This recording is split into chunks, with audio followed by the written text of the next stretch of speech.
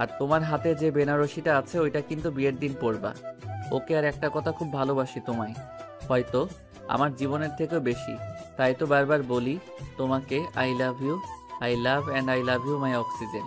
আমাকে কি দেখতে চান তো চলে আসুন, আজ বিকালে নন্দন পার্কে চলে আসুন, দেখা করব আমরা।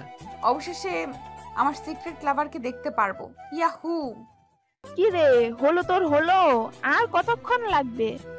এই তো শেষ। মেসেজে কি যে লেখা ছিল তা কি আপনারা পড়তে চান? আচ্ছা, পড়েন তাহলে। এরপর সবাই মিলে শপিং করে নিল। মিম বিকেলবেলা রেডি হয়ে রওনা দিল নন্দন পার্কের উদ্দেশ্যে।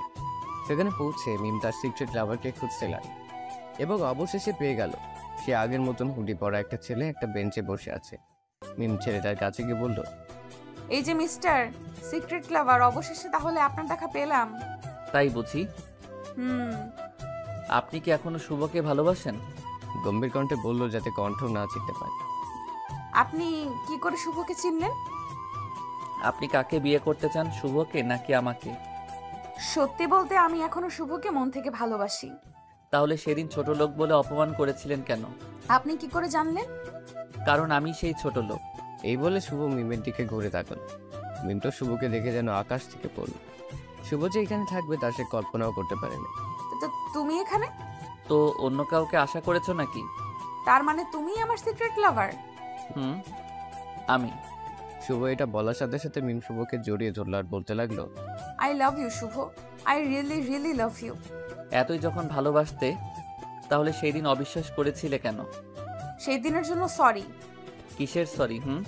সেই দিন তো আমাকে একটু বিশ্বাস করতে পারতে, তাই না? কিন্তু করনি, করেছো রাকিব আর ওই মেয়েটার কথা। সরি বললাম তো, আর কখনো এমনটা হবে না। এক শর্তে মাফ করতে পারি। কি শর্তে?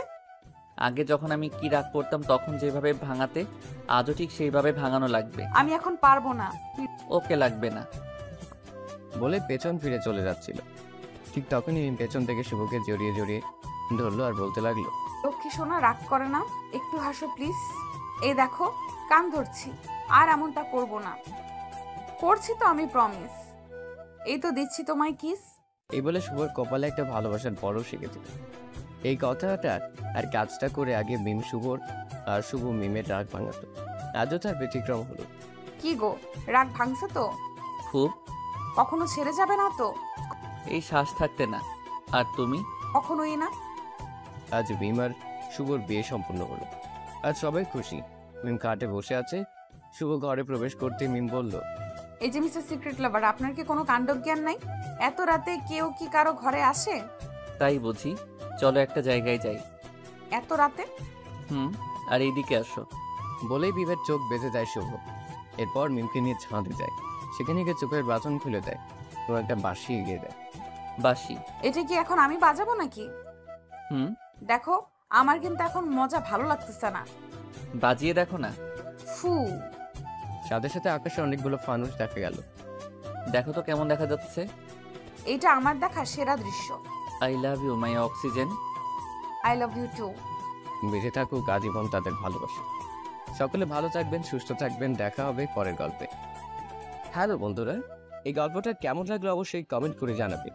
আর যারা আশিক প্রিয়াঙ্কার ভয়েসের গল্প পেতে এখনো প্রেমের তাজমহল চ্যানেলটিকে সাবস্ক্রাইব করেননি, তারা অবশ্যই সাবস্ক্রাইব করে রাখবেন। আল্লাহ হাফেজ।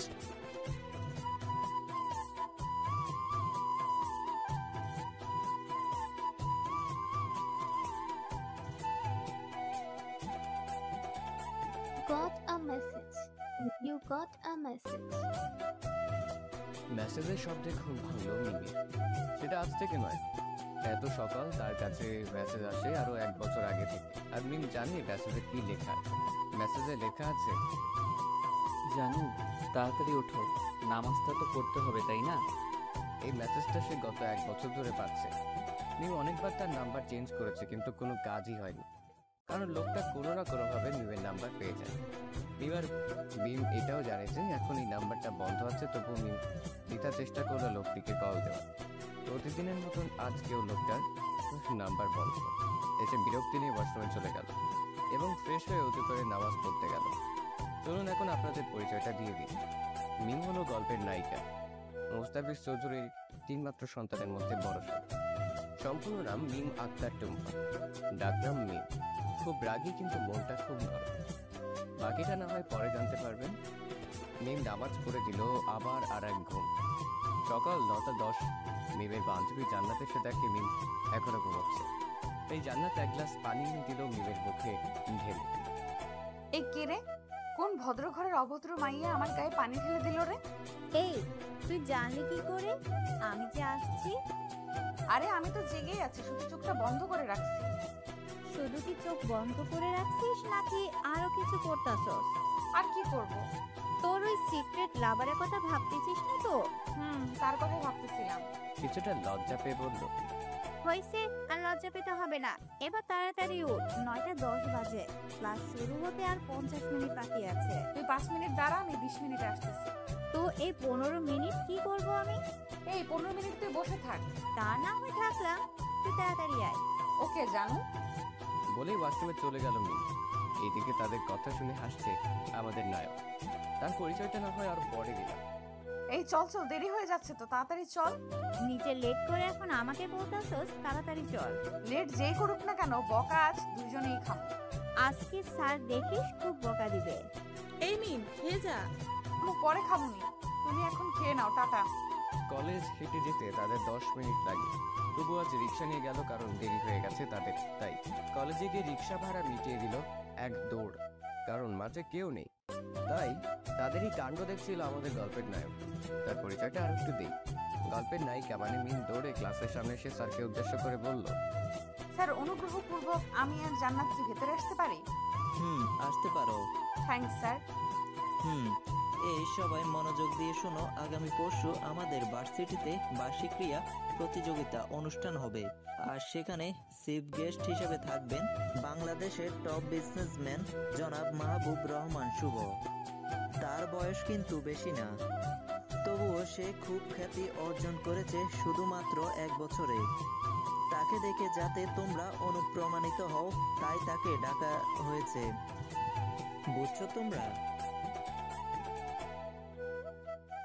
সবাই বলছে শুধু একজন নিশ্চুপ হয়ে বসে আছে।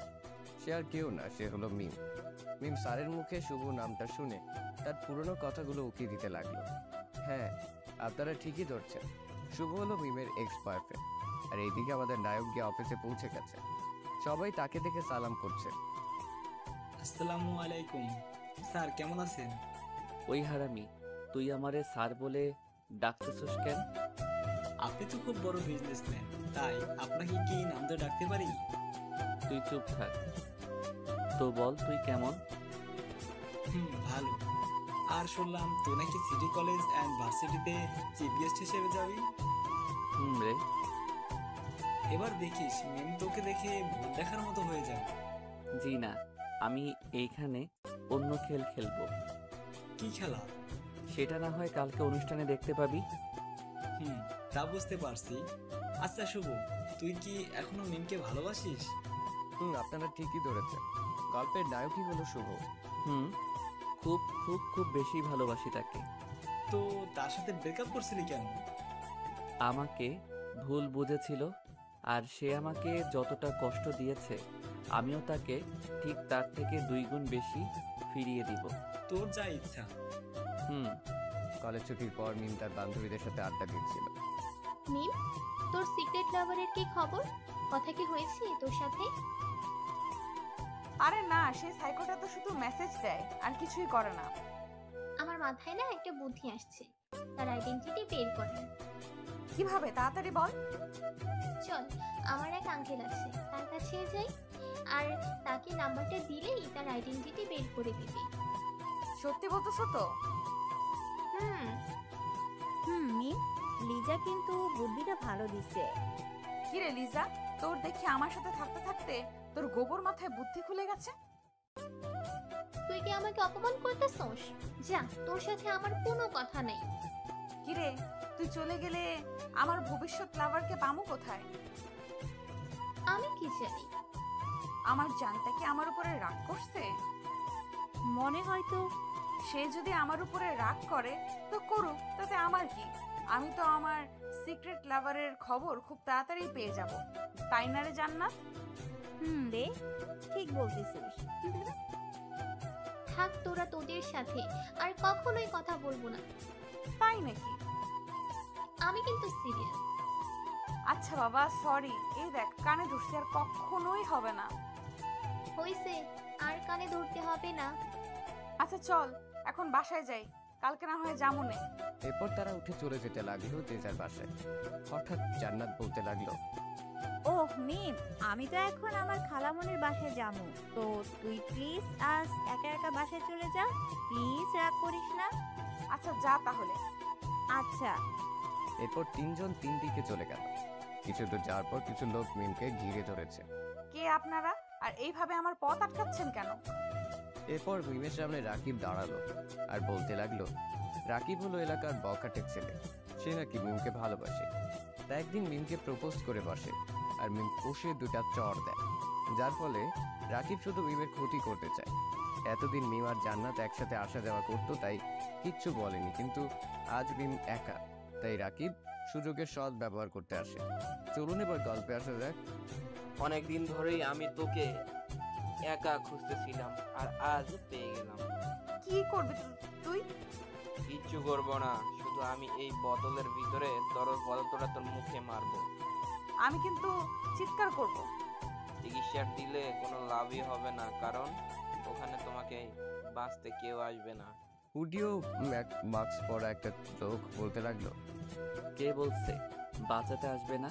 এই তো আমি আসলাম। কে তুই? আমি হলাম মিমের সিক্রেট লাভার, বুঝছস তুই?